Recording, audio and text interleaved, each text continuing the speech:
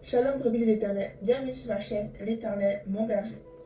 Aujourd'hui, nous allons aborder la parole de Dieu toujours. Nous allons être dans Habakkuk, chapitre 3. On va lire quelques versets. La Bible est ma vie. Elle est la tienne, elle est la nôtre. Elle n'est pas seulement la Bible de ceux qui vivaient avant.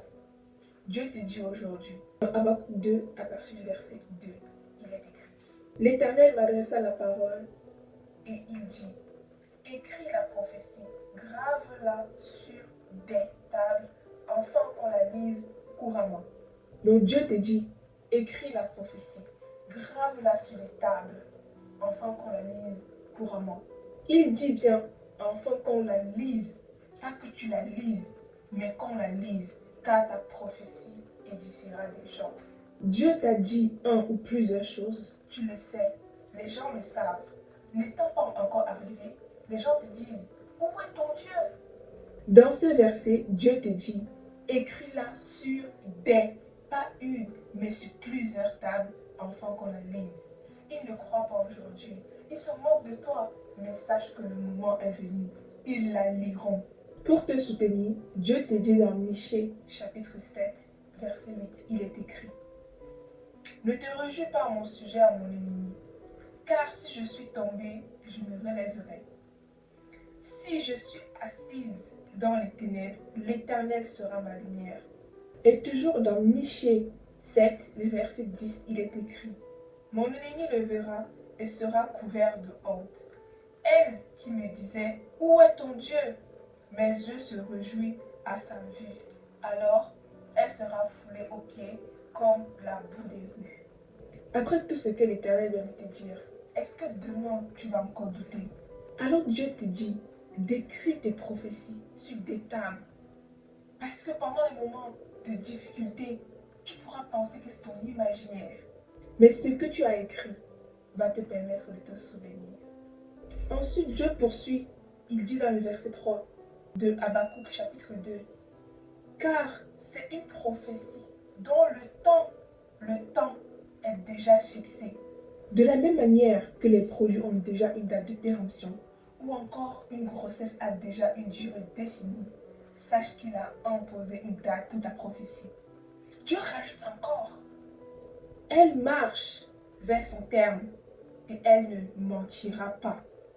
Si elle tarde, attends-la, car elle s'accomplira certainement. Si on te dit qu'un produit va se périmer tel jour, est-ce un mensonge?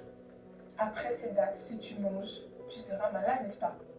Une femme, quand elle est enceinte, elle sait qu'elle va accoucher dans 9 mois.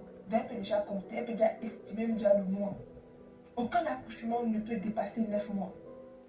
Si à 9 mois, le bébé ne sort pas, les médecins eux-mêmes provoqueront la sortie du bébé. Car une date est fixée, 9 mois c'est 9 mois. Ce n'est pas un mensonge. Dieu utilise la nature pour nous parler. La prophétie marche, elle ne ment pas mon cher ami. Dieu, le Dieu Tout-Puissant te dit encore, si elle tarde, attends-la, car elle s'accomplira. Elle s'accomplira certainement. Je pense que le si elle tarde ne dépend pas de Dieu, mais de notre conception du temps. À force d'attendre, nous, humains, on peut se fatiguer. Et selon notre conception du temps, la prophétie tarde. Alors que selon la réalité de Dieu, elle marche vers son terme. Dieu a dit que la lumière soit, et la lumière fut. La lumière n'a pas tardé, mais elle fut. Ce qu'il dit, c'est ce qui arrive. Il convainc ton cœur et te répète 2 fois. Il dit, elle s'accomplira. Elle s'accomplira certainement.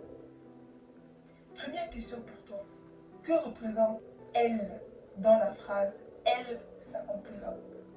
Elle représente la parole de Dieu. T'as déjà réfléchi? La réponse est la suivante. Elle représente la parole de Dieu. Continue à me suivre. Deuxième question. Que représente la parole de Dieu? Réponse. La parole de Dieu représente Dieu. En conclusion, nous pouvons comprendre que son nom, son honneur est attaché à ma prophétie. Je te laisse lire les synonymes de certainement selon Google. Parce que la Bible dit elle s'accomplira certainement. Donc du coup, selon Google, j'ai trouvé plusieurs définitions. Il y a à coup sûr, évidemment, à l'évidence, fatalement, forcément, immanquablement, incontestablement, indéniablement, indiscutablement, indubitablement, inéluctablement, inévitablement, inexorablement, infailliblement, manifestement, nécessairement, obligatoirement, sans conteste, sûrement, de toute évidence, visiblement.